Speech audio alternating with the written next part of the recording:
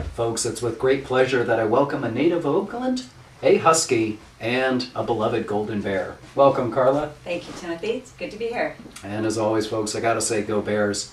Carla's with the Apollo Alliance, and my God, this is a group you folks need to hear about. But rather than me talk about it, Carla, what is the Apollo Alliance? How did it get its name? The Apollo Alliance was kicked off a little over 3 years ago in response to the escalating costs of energy, our dependence on foreign oil, as well as a number of natural disasters that we're seeing resulting from climate change. It was established in 2004, named after John F. Kennedy's mission to put a man on the moon in less than 10 years. And with the same urgency, we're seeking to achieve about 50% energy, foreign energy dependence in the same amount of time. Wow, so reduce our use of foreign oil by 50% in 10 years. That's right. And what attracted you to the group in '04? Well, I came from the United Steelworkers, and I was working as the environmental liaison for our Northwest aluminum operations. And there was an inherent conflict between those seeking low-cost power, such as the aluminum industry, the aluminum workers, and the salmon advocates who are trying to save the salmon, the threatened and endangered species of salmon, of which there are about 13, as part of the Bonneville Power Administration's hydro system. So we worked together and established a mutually beneficial energy plan that protected the salmon, protected workers in times of energy curtailment, and also invested in things like energy conservation and renewable energy. So it was a natural transition from there to the Apollo Alliance. Wow, it certainly makes sense, and I'm glad to see, listeners, that there was a partnership between those seeking the low energy and those also looking to preserve the salmon. You see, partnerships can work, folks. A definite proof. Now, you had mentioned energy independence, clean energy, and good jobs, and maybe we can tackle energy independence. What percent of our oil is sourced overseas? About 60%. And what many people don't realize is that in California, our energy portfolio mix does contain about 20% coal from out of state. Currently it's from the southwestern states predominantly and Alaska. We also have large hydro, geothermal, and greater amounts of solar and wind. But not nearly enough in my mind. What sort of clean energy does Apollo support? Well, we support, as I mentioned, solar, wind, geothermal, smaller hydro, because the large hydro has greater impact on the environment. You mentioned the jobs also, the good jobs part. And I noticed when we signed on with the Apollo Alliance, the letter we signed talked about the millions of jobs throughout the U.S. That could benefit. And even more specifically, the REPP study that really dives into the benefits to California.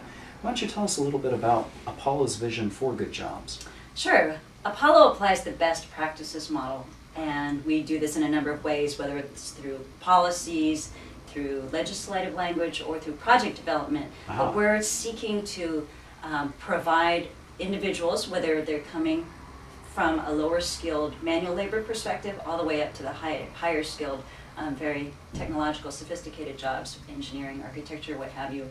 But this does cut across through so many sectors. That's why it could benefit so many different types of people with skills backgrounds, whether they're in heating, ventilation, and air conditioning programs in community colleges, or they're interested in addressing things like the building envelope, weatherization, or looking into new and growing technologies in solar applications.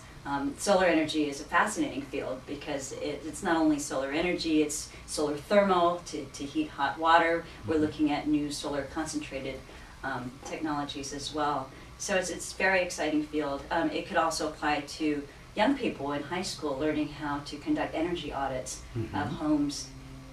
So the jobs are definitely there, the technology is there. It may be a few years out before we start seeing, in my mind, wholesale changes, but it sounds like the possibilities are there. Would you agree? Absolutely. I think we are seeing changes, especially with California taking the lead on things like climate change. How are we reducing greenhouse gas emissions? And that might include things like new technology at the port. We're right here in Oakland. We have a very active port that does have a green plan that will lead to greater jobs. That's why we see this as a win-win-win proposition. And I neglected to mention that Apollo is a multi-stakeholder group. with organized labor, progressive businesses, community, and environmental leaders working together towards mutual goals of interest. That's what I like about Apollo. Again, it's the partnership. It's everybody working together. But by the same time, Carla, and perhaps I get on my soapbox here, I've got to admit to a little frustration when I look at groups like the EPA. We've had a clean air waiver. California's had a clean air waiver pending now, I think, a year and a half. And it's not necessarily a partnership as so much as That's right. a roadblock, if I may say it politely. Well, I'm glad you bring that up, Timothy, because one reason Apollo did get established was because there was so little activity by the federal government to address things like climate change, the escalating price of oil, as well as the effects of natural disasters. And that's why Apollo is based in the States, being implemented at the state and local level to affect change. And I think this cannot be denied. Yeah. Really. Good. We are doing our own work. We're moving the agenda forward. Other states are joining us, whether it's the Northwest on climate change or in the Western regions, in partnership with many governors and mayors working together. You know, folks, what I'm emphasizing here is not so much big government, but wise government. It's wise investment to rejuvenate some of our urban areas and get rid of some of these roadblocks. I mean, the global warming is a fact. It's hurting all of us, and certainly there's a tremendous cost to business. It just makes sense to do it. It's the right thing to do, and I'm glad to see Apollo is trying to achieve these changes that are needed. What do you see as the biggest impetus to change and the biggest hindrance? Well, I'd actually like to turn things around a bit from what you just said.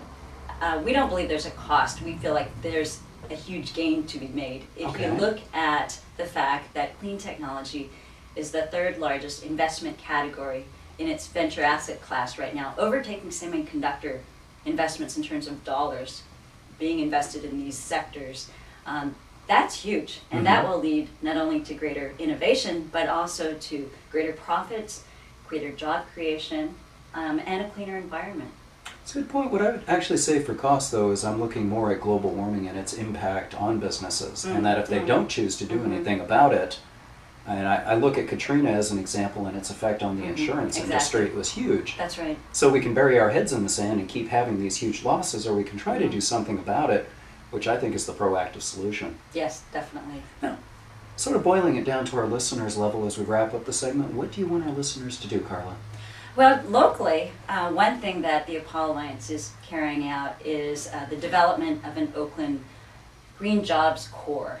And we're having a rally on June 12th at City Center. Okay. 9 a.m. We hope people will turn out for that. This will be followed by a hearing before the Public Works Committee that's going to be considering whether or not to allocate funding toward a Green Corps program that's going to help lift some of our Oaklanders out of poverty, introduce them, expose them to what are the environmentally sound jobs that they can get involved in, and hopefully that will lead to permanent jobs. Excellent. Excellent. Wow. Again, score another one for the Apollo Alliance. Carla, what really matters?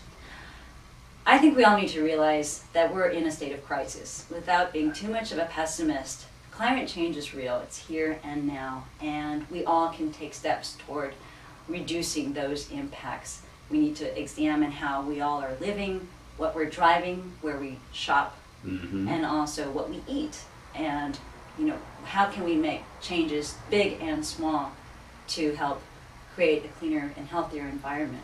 And that will also boost the economy. Well, folks, there you have it from Carla Din of the Apollo Alliance, one of the smartest golden bears I've ever met. We'll be right back.